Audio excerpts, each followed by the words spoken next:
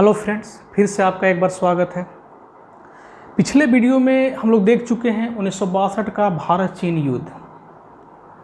हम लोग देख चुके हैं कहीं ना कहीं संसाधनों की कमी से उसमें हम लोग को हार का सामना करना पड़ा था। हालांकि हमारे जो वीर सैनिक थे कितना वीरता के साथ, कितना दृढ़ता के साथ लड़े, इसका गुणगान न सिर्फ भारत बल्कि चीनी सैनिक भी करते हैं। हम कल चर्चा हम लोग कर चुके हैं कि मंदारिन भाषा, एक चीज़ आपको और बताना चाहेंगे कि विश्व में सबसे ज़्यादा बोली जाने वाली भाषा मंदारिन ही है, जो चीनियों की भाषा है। तो मंदारिन भाषा में वो लिख चुके थे कि भारतीय सैनिक बहादुर होते हैं। अर्थात असली शौर्य तो तब है जब अपने लोग तो गुणगान करें ही, दुश्मन भी कल जो है तारीफ़ करें। दुश्मन भी हमारे सैनिक की तारीफ़ करते हैं और इसमें कभी भी कोई प्रश्न चिन्ह नहीं रहा। आज हम लोग देखते हैं फ्रेंड्स, बात बात पे जब भी कभी झड़प हो रहा है तो चीन एक ही बात कहता है, 1962 याद दिला देंगे, 1962 याद कर लीजिए। चीन लेकिन एक बात को भूल गया, 1967 भूल गया है। अगर चीन को 1962 पर घमंड है तो भारतीयों को 1967 पर गर्व है, नाज है, क्योंकि ऐसा हुआ है। 1962 के युद्ध में लगभग जो 1 माह तक चला था उसमें कुल भारत के कुल 1386 सैनिक मारे गए थे और 1400 के लगभग इंजर्ड हुए थे। लेकिन यहाँ मात्र 3 दिन के युद्ध में 400 चीनी सैनिक मारे गए। अभी हम लोग चर्चा करेंगे। तो कहीं ना कहीं अभी हम लोग देखेंगे कि किस प्रकार से 1967 में 1962 का बदला भारतीयों ने लिया, किस प्रकार से अपने जख्म को भर लिए और किस प्रकार से उसको एक नया जख्म दे दिए। आपको पता ही होगा, कभी ना कभी आप लोग सुने होंगे, सिक्किम का नाम सुने होंगे, ज़रूर जानते होंगे। सिक्किम जो है आप देख रहे हैं, यहाँ पे है सिक्किम। सिक्किम याद रखिए 1967 में भारत का अंग नहीं था, बल्कि भारत उसकी रक्षा करता था, उसकी देखभाल करता था। उस समय तक भारतीय राज्य में इसको शामिल नहीं किया गया था। इसको शामिल किया गया 1975, 2 अमेंडमेंट किया गया था, 35वां और 36वां। एक में अधिराज्य का दर्जा, दूसरे में पूर्ण राज्य का दर्जा दे दिया गया। तो इसको हम लोग देख लेते हैं। 1975 में जो 2 अमेंडमेंट किया गया था, 35वां और 36वां, उसके तहत सिक्किम जो है भारत का राज्य बना। यानी उस समय तक इसकी रक्षा करता था, भारत की ही जिम्मेवारी थी, क्योंकि भारत को तो पता ही था कि भारत में ही इसका विलय होगा, क्योंकि भारत का ही क्षेत्र है ये। तो हम लोग देखते हैं कि 1967 की विजय गाथा देखते हैं हम लोग, यहाँ की शुरुआत देखते हैं कैसे हुआ था, किस प्रकार से हुआ था। तो सिक्किम में एक नाथुला दर्रा है, यहीं से बात शुरू होती है। आज भी आप देख रहे होंगे सीमा पर चल ही रहा है विवाद, आज भी बात बात पे धमकी देता है। हालांकि आप एक चीज़ देख रहे होंगे, चीनियों की किसी भी धमकी का भारत पे कोई असर नहीं होता है और मुंह तोड़ जवाब भी दिया जा रहा है इसका, और दिया भी जाएगा। क्योंकि अभी आप देख रहे होंगे भारत की दृढ़ इच्छा शक्ति पूरा विश्व मान रहा है, पूरा विश्व आज इसको समझ भी रहा है। आज किसी भी चीज़ में हमारे नेतृत्व की गुणगान हो रही है। आज 1962 वाला भारत नहीं रह गया, आज इसके पास अपने ये आत्मनिर्भर बन चुका है भारत। आज हर क्षेत्र में देखिए अच्छा कर रहा है। आज अमेरिका में देखिए तो अच्छे अच्छे इंजीनियर्स कौन से, तो भारतीय हैं। अच्छे डॉक्टर्स कौन से हैं, तो भारत हैं। न सिर्फ देश में बल्कि विदेश में भी जा कर के अपना लोहा मनवाते हैं ये। तो कहीं ना कहीं देखते हैं हम लोग, और चीन को आज ये याद भी रखना पड़ेगा कि आज अगर कहीं पहले वाला कोशिश भी करता है तो बड़ी मुश्किल होगा, क्योंकि 62 के बाद 67 में एक एहसास दिलाए थे, और अब की बार बहुत ज़्यादा उसके लिए मुश्किल हो सकता है। अभी आप देख रहे होंगे भारत राफेल को मंगाया है, उसकी गर्जना भी उसको सुना चुके हैं। अभी चीनी हेलीकॉप्टर राफेल आपको पता होगा कि फ्रांस से मंगाया गया है। चीनी जो कि अमेरिका यूएसए से खरीदा गया था हेलीकॉप्टर। ये भारत के पास आज बहुत सारे, न सिर्फ देश में कुछ बना भी रहा है, विदेश से खरीद भी रहा है और अपने आप को सामरिक दृष्टिकोण से काफ़ी मजबूत बना लिया है। ये अब पहले वाला भारत रह नहीं गया। संसाधन की ही केवल थोड़ी कमी थी। शौर्य और वीरता का तो सैनिकों का गुणगान तो खुद दुश्मन करते हैं। किस प्रकार का शौर्य का प्रदर्शन हमारे भारतीय सैनिक कर चुके हैं। तो आज हम लोग देखते हैं कि फिर कैसे 67 में एक नया झड़प शुरू हुआ, और जो छोटी ही सही, हालांकि इतिहास में कभी आप इसको पढ़ेंगे तो नाथुला चोला इंसिडेंट के नाम एक्सीडेंट के नाम से जाना जाएगा। आपको ये पता चलेगा कि नाथुला और चोला जो एक झड़प हुआ था उसके नाम से इसको जाना जाएगा। लेकिन हम लोग देखते हैं वो चाइना झड़प मानता है, लेकिन भारत के लिए एक बहुत ही आत्मविश्वास बढ़ाने वाला, मनोबल को बढ़ाने वाला, क्योंकि कहीं ना कहीं हम लोग देख सकते हैं कि 1962 मनोबल तोड़ने वाला एक युद्ध रहा था, क्योंकि 32,000 वर्ग मील क्षेत्र तक चीनी सैनिक भारत में घुस गए थे। भारत के असम के तेजपुर तक घुस गए थे। अरुणाचल प्रदेश के बहुत बड़े भाग पर कब्जा कर ही चुके थे उस समय, हालांकि बाद में खाली किए। तो बहुत ज़रूरी था कि भारतीय सैनिकों का मनोबल भी बढ़े, और चीनियों का जो मनोबल काफ़ी बढ़ा हुआ था उसके बाद वो मनोबल गिराना भी ज़रूरी था। और 1967 का युद्ध वही युद्ध हुआ जो चीनियों का मनोबल गिराया और भारतीय सैनिकों का मनोबल, हालांकि जो पहले से भी ऊंचा था उससे भी और ज़्यादा कहीं ऊंचा हो गया, क्योंकि भारतीय सैनिक ऐसे भी 1962 काफ़ी ही मनोबल अपना दृढ़ता दिखा चुके थे, तो उसमें कोई प्रश्न चिन्ह नहीं था। लेकिन इनका मनोबल और काफ़ी उठ गया, काफ़ी इनका मनोबल बढ़ गया।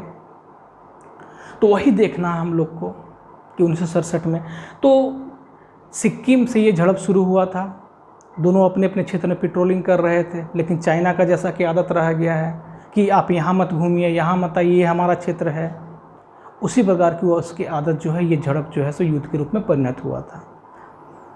जब ये पेट्रोलिंग चल रहा था तो उसी समय भारतीय और चीनी सैनिकों के बीच तू मैं हुआ, कुछ कहा सुनी हुआ। तो चीनी ये समझते हैं कि हम लोग कराटा जानते हैं, कुंफू कराटा जानते हैं, और देखिएगा उनका हाथ पैर बहुत जल्दी चलने लगता है। लेकिन शायद वो भारतीय मुक्के से परिचित नहीं है, लेकिन इसमें भारतीय मुक्के से परिचित हो गए।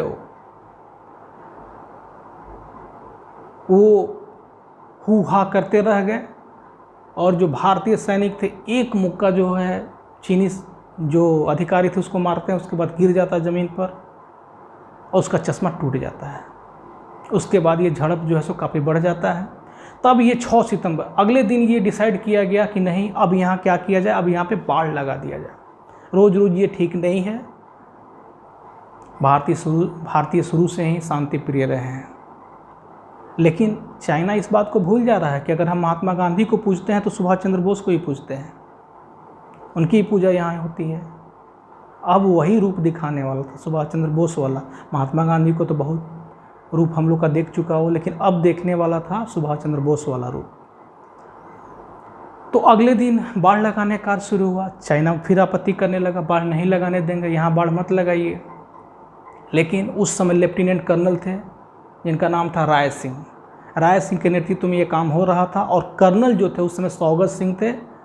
सौगत सिंह राय सिंह को समझाए थे कि आप बंकर में रहिएगा, कुछ इंजीनियर्स बुलाए गए हैं और कुछ सैन्य टुकड़ी जाएगा और वो बाढ़ लगवाने का काम करेंगे, आप बंकर में रहिएगा। लेकिन राय सिंह का ये मानना था कि नहीं, हमको सैनिकों का हौसला बढ़ाने के लिए हमको खुद वहाँ ऑन द स्पॉट रहना होगा, इससे उनका मनोबल बढ़ेगा। जब कभी भी अगर किसी का लीडर मजबूत होता है, नेतृत्वकर्ता मजबूत होता है, तो सभी काफ़ी ऊर्जावान होते हैं, ये मानते थे और ये सही भी है। इसलिए वहाँ वो खड़ा हो गए और बाढ़ का काम करवाने लगे। लेकिन इसी बीच चीन की तरफ से अंधाधुंध फायरिंग शुरू हो गई, और इसमें राय सिंह को 3 गोली लगा और वहीं पे वो घायल हो गए, वो इंजर्ड हो गए, और उनको उठा करके बंकर में ले जाया गया। जितने भी सैनिक वहाँ जो थे, सभी भारतीय सैनिक जो बाढ़ निर्माण का कार्य करवा रहे थे मारे गए, क्योंकि वहाँ पे देखिए कोई छिपने के लिए भी जगह नहीं था ताकि छिप करके पोजीशन लिया जा सके।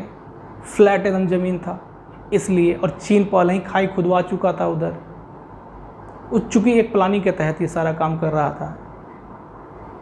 और भारतीय तो छल जानते ही नहीं हैं। हम लोग तो आपको पता, हम लोग को तो पता ही है आमने सामने की ही लड़ाई भारतीय सैनिक लड़ते हैं। तो ऐसे में दो व्यक्ति, पीएस डोगरा जो कि कैप्टन थे, और एक व्यक्ति और थे हरभजन सिंह जो कि मेजर थे, ये दोनों खुल करके सामने आ जाते हैं और तेज आवाज में दहाड़ते हैं।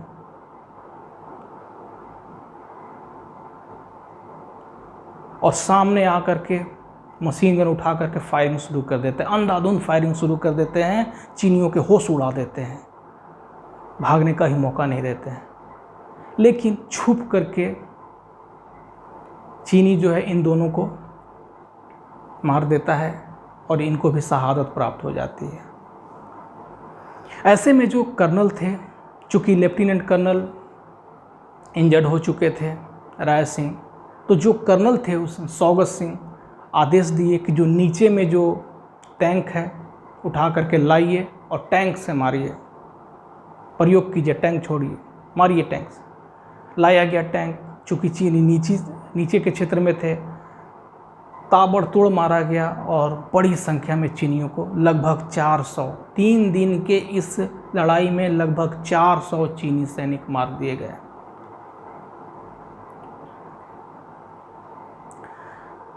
अब इसके बाद कुछ दिनों तक छिटपुट घटनाएं होती रही, लेकिन 15 सितंबर को ये कहा गया कि दोनों समझौता कर लें। तो भारत की ओर से फील्ड मार्शल मानेकशॉ, जो लेफ्टिनेंट कर्नल थे उस समय, जगजीत सिंह अरोड़ा जो बाद में कर्नल भी बने, और कर्नल वर्तमान जो उस समय कर्नल थे सौगत सिंह, ये तीनों चीनियों के सैनिक, जो चीनी सैनिक थे उनके 100 को सौंप दिए चीनियों को, साथ ही साथ चीनियों ने भी भारतीय 100 को सौंपा। तो चीनी क्या चालाकी किए थे कि भारतीय सैनिकों के 100 को खींच करके अपने क्षेत्र में ले गए थे, विश्व को दिखाने के लिए कि देखिए भारतीय ही हमारे क्षेत्र में घुस जाते हैं। आपको याद रखना होगा, यही मानेकशॉ, जगजीत सिंह, सौगत सिंह, यही सब होंगे जो 1971 में ही एक बड़े हीरो के रूप में, देश के एक बड़े हीरो के रूप में उभर करके सामने आएंगे, जो पाकिस्तान के साथ जो युद्ध होगा। तो कहीं ना कहीं फिर युद्ध विराम की घोषणा हो गई, युद्ध रुक गया। अब लगा कि दोनों तरफ शांति है, लेकिन चीनी कब मानने वाले हैं, अपनी चालाकी से बाज आते नहीं हैं। ये ड्रैगन का आदत ही रहा है इस प्रकार का। 1 अक्टूबर को फिर ये शुरू होता है। वो तब शुरू होता है जब यहाँ पर गोरखा रेजिमेंट के ज्ञान सिंह बहादुर,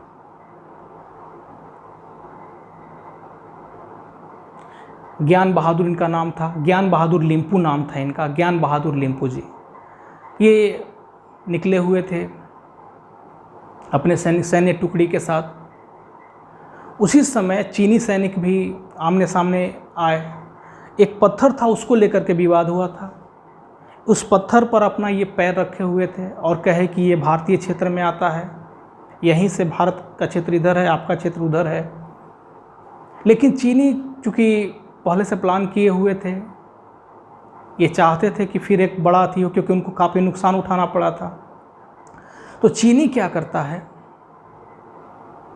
कि चारों तरफ से घेर लेता है, और लिम्पू जी को क्या करता है कि जो बंदूक का आगे में चाकू की तरह निकला होता है, जो खुखरी कहा जाता है शायद उसको, उसी से वार करवाता है और ये गिर जाते हैं, इंजर्ड होकर के ये गिर जाते हैं। फिलहाल ये घायल हो जाते हैं, इनको उठा करके इनके साथी ले जाते हैं बंकर में, लेकिन इनके साथियों में जैसे आग सी लग चुकी थी, आग बबूला हो गए थे, स्वाभाविक सा बात था। अब उसमें से जो भी थे दहाड़ते हुए निकलते हैं और चीनी सीमा में भी घुस जाते हैं, और घुस करके चीनियों को वास्तव में सबक सिखा देते हैं। 5 लोग घुस गए थे और काफ़ी संख्या में चीनियों की हत्या की है।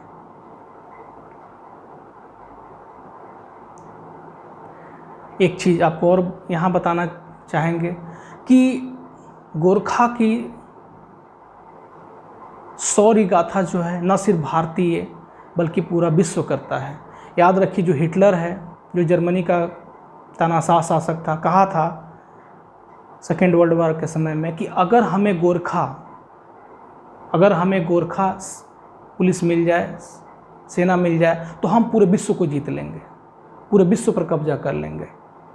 साथ ही साथ जो हमारे फील्ड मार्शल मानेकशॉ हैं, उन्होंने यह कहा था कि अगर कोई यह व्यक्ति कहता है कि मुझे डर नहीं लगता या मुझे मौत से डर नहीं लगता, तो या तो वह व्यक्ति गोरखा है या वह व्यक्ति झूठ बोल रहा है। यानी कहने की ज़रूरत नहीं है, इनकी शौर्यता के बारे में कुछ कहने की ज़रूरत नहीं है, इनकी वीरता के बारे में कुछ कहने की ज़रूरत नहीं है। तो काफ़ी बड़ी संख्या में, लगभग 50 की संख्या में चीनी सैनिक मारे जाते हैं। भारतीय सैनिक भी 15 के करीब में मारे जाते हैं। इसके बाद इसी क्रम में एक ऊंचाई वाले क्षेत्र पर चीनी सैनिक कब्जा कर लेते हैं, लेकिन वहाँ भी भारतीय सैनिक पहुँच करके न सिर्फ वहाँ से खाली करवाते हैं, बल्कि चाइना को 3 किलोमीटर पीछे धकेल देते हैं।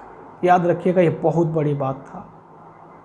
चीन को उसकी मातृभूमि पर 3 किलोमीटर पीछे धकेल देना, ये कोई साधारण सी बात नहीं थी, ये बहुत बड़ी बात थी, लेकिन ये किया गया। एक राइफलमैन जो थे देवी प्रसाद लिम्पो, काफ़ी वीरता का परिचय देते हुए और बहुत भारी संख्या में चीनियों की हत्या की थी। उसके बाद चीनी इतने डर गए कि संधि के लिए प्रयास करने लगे। हालांकि शुरू में हवाई हमला का भी कहने लगे कि हवाई हमला करेंगे, लेकिन उनको पता था उस समय भारत जो है हवाई हमला में अभी भी, इसीलिए कहा जाता है कि 1962 में जब चीनियों ने हमला किया था तो क्यों नहीं किया गया था भारत की ओर से हवाई हमला, क्योंकि 1965 का युद्ध और 1971 का युद्ध, जो निर्णायक युद्ध हम जीते हैं, उसमें कहीं ना कहीं वायुसेना की काफ़ी महत्वपूर्ण योगदान माना जाता है। तो क्यों नहीं प्रयोग हुआ, खैर ये बात की बात है, लेकिन एक प्रश्न चिन्ह जरूर खड़ा कर दिया गया। तो इस समय हम लोग यही देखते हैं कि कहीं ना कहीं जो है भारतीय काफ़ी हावी हुए और चीनी अब जो है सो ये कहने लगे कि संधि होना चाहिए। अंततः फिर जाकर के संधि हुआ, लेकिन जो 3 किलोमीटर पीछे गए, फिर आगे आने की उनकी हिम्मत नहीं हो रही थी। ऐसा खौफ पैदा कर दिया गया था चीनी सैनिक में, इतने डर गए थे वो। तो अगर वो 62 की चर्चा कभी करते हैं तो 67 उनको ज़रूर याद दिलाना पड़ेगा, इसलिए ये वीडियो हम लाए थे। 15 अगस्त तक हमारा वीडियो इसी प्रकार से भारतीय सैनिकों की शौर्य गाथा, साथ ही साथ आपको बहुत सारी जानकारी, जैसे बार बार एग्जाम में पूछा जाता है सिक्किम को राज्य का दर्जा कब दिया गया, 35वां अमेंडमेंट, 36वां अमेंडमेंट क्यों लाया गया था, कब लाया गया था, ये सारा जनरल मानेकशॉ के बारे में बहुत सारा ऐसा चीज़ है जो कि आपको इसमें भी आप बहुत कुछ जान रहे हैं। साथ ही साथ आप ये भी जान रहे हैं कि अगर चीन कभी भी 62 की बात करे तो आपको अपने मन में ज़रूर याद रखना है कि तुम 67 भी याद कर लो, क्योंकि आए दिन ये धमकी देते रहता है 62 याद कर लो। तुरंत आप अपने मन से कह सकते हैं कि तुम भी 67 याद कर लो। तो फ्रेंड्स, मिलते हैं फिर अगले वीडियो में। Thanks for watching.